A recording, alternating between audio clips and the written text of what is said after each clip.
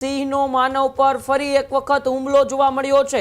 ઘટનાના સાક્ષી યુવકે વર્ણવી સમગ્ર હકીકત। 1 મહિનાની આ 9મી ઘટના છે જેમાં સિંહે માનવ પર હુમલો કર્યો ને તેમાં લગભગ 6ઠા વ્યક્તિનું અવસાન થઈ ગયું છે, મૃત્યુ થયું છે। લીલિયા નજીક હુમલામાં 21 વર્ષીય યુવકનું મોત થયું છે।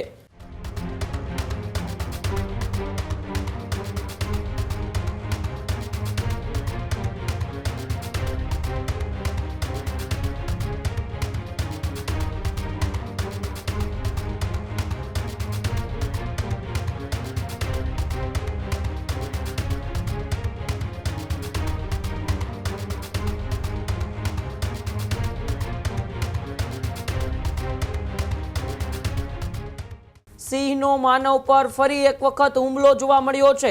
છેલ્લા 1 મહિનામાં 9મી ઘટના છે જ્યાં સિંહે માનવ પર હુમલો કર્યો છે। આ વખતે અમરેલીના લીલિયાની અંદર સિંહે માનવ ઉપર હુમલો કર્યો છે।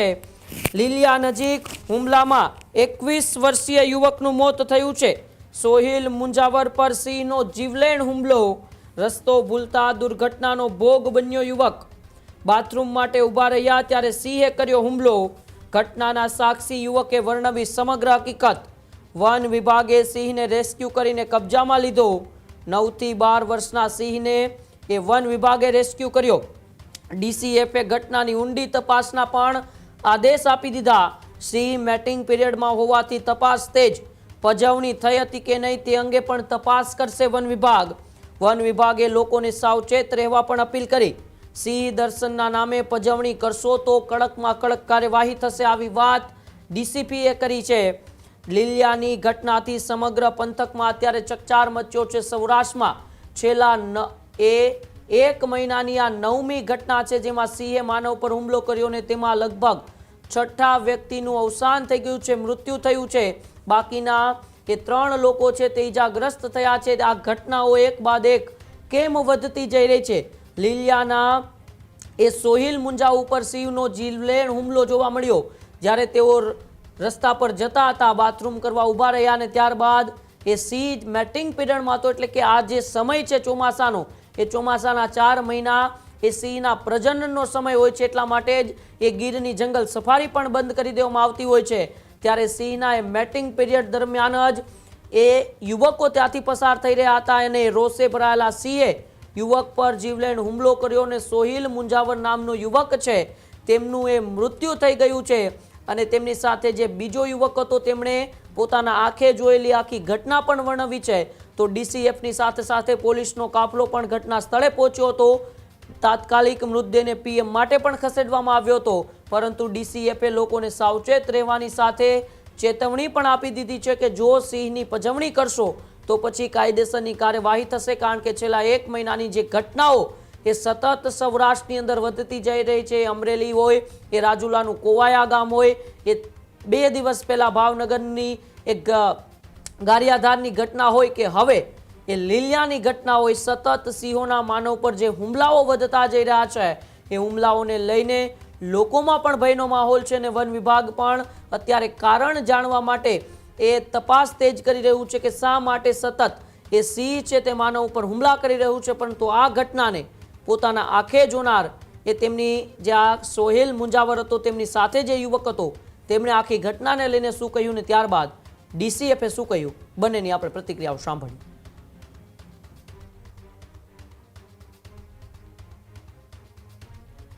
બનાવમાં એવું હતું કે લીલિયાથી નીકળીને લુવારિયા જતા હતા, રસ્તો ભૂલા પડ્યા હતા। એમાં જે તે ટાઈમે સોહિલભાઈએ મને એવું કીધું કે ભાઈ મારે પેશાબ કરવો છે। તે પેશાબ કરવા ગયા, ઈયરસામાં લપાઈ ગયેલા નરે એની માટે હુમલો કરેલો છે અને સોહિલભાઈનું ડેથ થયેલું છે અત્યારે। તમે ત્યાં ગયા હતા, ત્યાં કોઈ જાણબાણ કરી હતી કોઈને? કઈ રસ્તામાં કઈ તમને દેખાણું હતું કોઈ વસ્તુ? કોઈ જ વસ્તુ નહીં, અચાનક જ હુમલો કરેલો છે ને? અચાનક જ હુમલો। તમે શેના કામ માટે નીકળ્યા હતા અહીંથી? અમે ફોન પે કંપનીમાં જોબ કરીએ છીએ અને અમારું કામ સ્માર્ટ સ્પીકર દુકાને દેવાનું છે। જી જી। કોઈ કસ્ટમર છે એને પ્લાન સમજાવીને જો એક્ટિવેટ થાય તો એક્ટિવેટ કરવાનું છે। લીલિયામાં અમે 4 સ્પીકર કરી અને લુવારિયાની નવી વિઝિટ કરી અને ત્યાં લુવારિયા નાખવાની વાત હતી અને 4 સ્પીકર થઈ ગયા હતા, 4 સ્પીકર કરવાના હતા। આ અમારો ટાર્ગેટ હતો। કેટલા જણા તમે હતા ત્યાં? અમે 3 જણા હતા, હું, રેહાનભાઈ અને સોહિલભાઈ।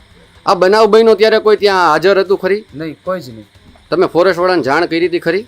કોઈ જ નહીં. અમે જાણ નથી કરી, પણ જે તે ટાઈમે હુમલો થયો અને જે જનાવરના અવાજથી અહીંથી ફોરેસ્ટર 4 છોકરાઓ આવ્યા હતા, એમાંથી બાપુ કરીને કોઈ હતું, એક રવિભાઈ કરીને હતા, અને એમની નજર સામે આ પહેલાં ઘટના બનેલી હતી અને એની નજર સામે જ છોકરાને નર લઈને અંદર વયો ગયો. નર જે જનાવર છે એ કેટલા જનાવર ત્યાં ઉપર હતા હાજર? હવે અમને તો ખબર નથી, પણ એક સિંહ જેવું હતું. એક જ હતું ને? એક જ હતું. અને પછી શું થયું અત્યારે? અત્યારે હાલમાં ફોરેસ્ટની પૂછપરછ ચાલે છે. ડેડ બોડી ત્યાંથી મળી ગઈ અંદરથી?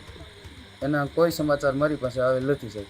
સમગ્ર ઘટનાની આજની વાત કરીએ તો અંટાળિયા રેવન્યુ વિસ્તાર, જે લુવારિયા રિઝર્વ ફોરેસ્ટની બાજુનો વિસ્તાર છે, ત્યાં સાંજના 7:30 થી 8 વાગ્યાના સમય દરમિયાન આ વન્ય પ્રાણી માનવ વચ્ચેની ઘર્ષણની ઘટના બની છે. આ એક દુઃખદ ઘટનામાં એક મૃતક છે સોહિલ મુંજાવર, ઉંમર વર્ષ 21 અને અમરેલીના વતની છે. આ ઘટના બનવા પાછળનું કારણ પ્રાથમિક માહિતી મુજબ એવું જાણવા મળે છે કે ત્યાં મેટિંગ પેરમાં સિંહ હતા. તે દરમિયાન કદાચ કોઈ ઉશ્કેરણી કે પજવણી થઈ કે કયા કારણોસર સિંહ દ્વારા આ હુમલો કરવામાં આવ્યો તેની ઊંડી તપાસ કરવામાં આવશે. એ કેવી પરિસ્થિતિઓ સર્જાઈ જ્યારે આ પ્રકારની ઘટના બની. અત્યારે હાલની પરિસ્થિતિ હું તમને જણાવું તો અત્યારે હાલ અમે એક વન્ય પ્રાણી સિંહ નર, જેની ઉંમર 9 થી 12 વર્ષ છે, એને રેસ્ક્યુ કરી લેવામાં આવેલ છે અને આગળની તપાસ ચાલુ છે. કેટલા જણા હતા અને ટોટલ માહિતી આપો ને. એટલે આ બાબતે ખરેખર કેટલા માણસો ત્યાં હાજર હતા એ સ્થળ ઉપર, ખરેખર એ સ્થળ ઉપર શું બનાવ બન્યો એની એક ઊંડી તપાસની જરૂર છે. એ તપાસ કર્યા બાદ હું તમને જણાવી શકું. સાહેબ, અવારનવાર આવી ઘટના બને છે તો વનતંત્ર હવે આગામી સમયમાં શું આમાં કાર્યવાહી કરશે?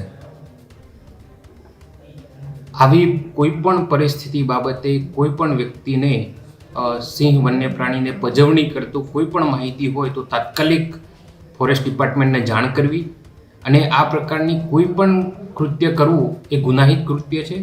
એમાં વન્ય પ્રાણી અધિનિયમ અંતર્ગત કડકમાં કડક કાર્યવાહી કરવામાં આવે છે. સિંહ દર્શન થતા હોય એવા પણ એક અફવા ઉડી છે, સાચી હકીકત શું છે? સિંહ દર્શન એટલે શું એ આપણે સમજવાની જરૂર છે. કોઈ પણ ગામ કે કોઈ પણ વિસ્તારમાં જ્યારે સિંહ જોવા મળે ખેડૂતની વાડીમાં, તો એ સિંહ જોવે એને સિંહ દર્શન ના કહેવાય. જ્યારે સિંહને કોઈ પણ પ્રકારની ખલેલ પહોંચાડવી, પજવણી કરવી, ઉશ્કેરણી કરવી, એને ખરેખર ગેરકાયદેસર સિંહ દર્શન કહેવાય છે. અને આ પ્રકારનું કૃત્ય કોઈ પણ વ્યક્તિ કરે તો એમના વિરુદ્ધ વન વિભાગ કડકમાં કડક કાર્યવાહી કરશે. ખેડૂત ભાઈઓ છે ખેતરમાં ડ્રોન ઉડાવતા હોય છે ત્યારે આપણે એક પ્રશ્ન સતાવતો હોય છે કે જે આપણે અત્યાર સુધી જીપીએસ ટેકનોલોજી વાળા ડ્રોન વાપર્યા છે, જેથી કરીને મોબાઈલ ટાવર છે અથવા તો હાઈ ટેન્શન લાઇન પસાર થતી હોય, કોઈ વૃક્ષો હોય, ત્યારે જે જીપીએસ ટેકનોલોજી વાળા ડ્રોન છે એમાં ટકરાય અને ટ્રેસ થાય છે. પણ એગ્રીવન લાવ્યું છે જીએનએસએસ ટેકનોલોજી ડ્રોન, જેથી કરીને એ ડ્રોન છે એ કોઈ જગ્યાએ ટકરાય નહીં, પોતાની રીતે જ ડિસિઝન લે છે ને મૂવ થઈ જાય છે, જેથી કરીને જીએનએસએસ ટેકનોલોજી ડ્રોન છે એ વાપરવાનો આગ્રહ રાખો.